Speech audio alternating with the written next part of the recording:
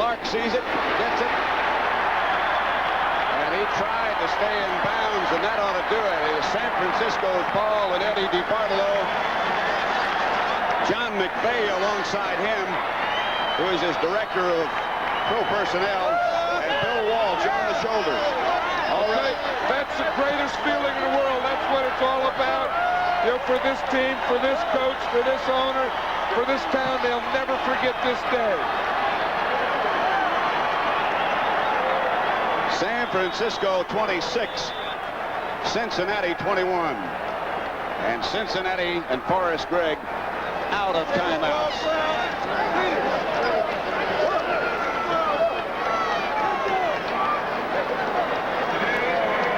Look at those people. They know that, you know, it's money. Of course, it's money. It's a victory. It's a Super Bowl.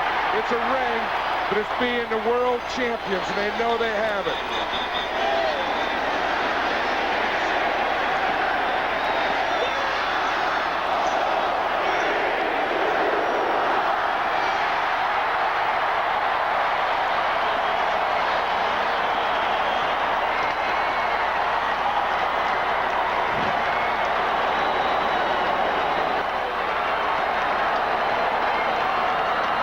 Browner and Joe Montana, teammates at Notre Dame, just had a little friendship, embrace, hug, whatever you want to call it. Now Joe Montana is saying he took the football. He doesn't have to control his excitement anymore. Forrest Gregg, and what a gallant second half, and first half for that matter, the Bengals played. What a comeback. And what a gallant year for him. You know, the Super Bowl loser always takes a lot of abuse, but the job that that team did. Look at Kenny Anderson here carrying his son off the field, but they should hold their heads high. They have a lot to be proud of. They accomplished a lot. San Francisco, what a remarkable story. 26-21, they are the world champion San Francisco 49ers. Not too many folks who get able to say, or able to say, I should say, that goes in front of my name. I'm a world champion. And they have that the rest of their lives. No matter what happens, this can never be taken away. Look at the previous years. 1978, they were 2-14. Then Mr. DiBartolo hired a guy named Bill Walsh. Once again, they were 2-14, but at least they could move the football. And then he turned the whole thing around. 6-10, and then he picked up that guy, number 64, Jack Reynolds. He knows how to win and how to play. Lawrence Tillers was number 65, who just walked. I wonder if he's going to leave the tape on during the offseason. Oh, he could smile. I was just going to say, Jack, it's okay. You're world champion now. You can smile. And he did. There'll be some change of scenery in there in just a minute when they arrive through the tunnel and off the field as the 49ers, representing the National Football Conference, capture this Super Bowl. There's the Kentucky. Excuse me, John, go ahead. The Clemson teammates there. There is O.J. Simpson, who, of course, played with the 49ers when he was half lame, but is a 49er at heart. And there's Randy Cross, number 51. You know, those offensive linemen, they don't get a lot of credit, but they sure get happy when they win a game. Eddie DiBartolo, who owns the 49ers, we thought we had a look at him coming into the locker room. Yes, we do. Now, that's what you call a smile, isn't it? He's waiting. And to the victors go the spoils. The Commissioner Pete Rozelle with the overjoyed owner of the San Francisco 49ers, Eddie DiBartolo, and the marvelous coach Bill Walsh. Commissioner?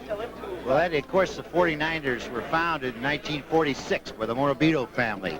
They were bridesmaids that came close in two conferences, the All-American Conference, and then, as of 1950, the National Football League. But then about 5 years ago, you got control of the 49ers, and you hired this wonderful new coach, Bill Walsh. And right now, we've had the greatest reversal of form in the history of the Super Bowl. From 6-10 to Super Bowl champions, and you've earned it, Eddie.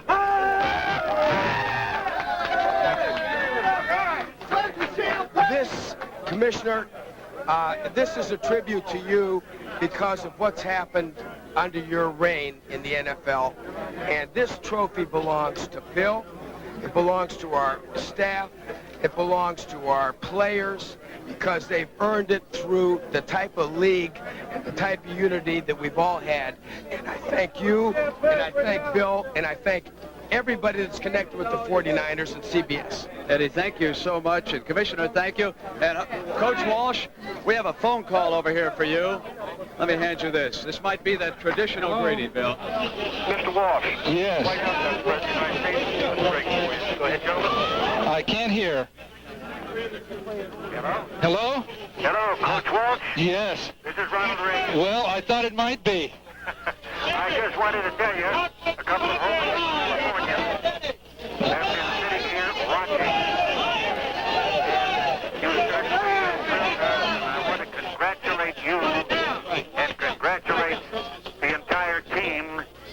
And you might tell Joe Montana and the fellas, I think maybe they really did win one for the Gipper. Well, I think Joe was thinking of the Gipper when he won that one, I'll tell you. And thank you very much. I enjoyed shaking your hand the other night, and I was hoping I'd be receiving a call from you in about 2 weeks, and thank you very, very much. I'll tell Joe all about the Gipper. Thank you very, very much. All right, Bill. Listen, get some of the stars up here. I want Hacksaw up here and Danny Buns up here, too. We always talk to Coach Walsh about the offense, but I got to tell you, the defense won this game with that brilliant goal line stand. Hacksaw? Well, I don't know. I just knew we had to stop him, and beat Johnson as big as he was. We just Danny and I, we just hustled our ass off and got in there and tried to stop him. There you are, Hacksaw, coming right in there and jamming him up. At the time, of course, it was 27. Were you looking for Johnson all the way? Yeah, I thought Pete would carry the ball. All those short situations, Pete always does carry the ball, and it's really hard to stop. So we knew he was going to get the ball. All right, Charlie Young's hogging a little camera time here. Danny, Somebody got to do it. Charlie, this is the Bill Walsh in the second half. Well, they were throwing every conceivable blitz at us, and we just didn't want to get stopped with those blitzes. We went to our running game and our traffic game, and that made the difference. All right. Now, that, of course, is the final play. Now, watch Reese turn around there with that monitor so we can see it. And look at this celebration, Bill. Take over. Well, he looks, oh, there he goes. That's our captain. That's our captain. He's given us that all year. I think that was the moment of the game, Hacksaw, when he turned over like that. Well, Archie's like that. He's very excitable, and I don't get too excited, but I guess I'll get excited a little bit more in about an hour or so.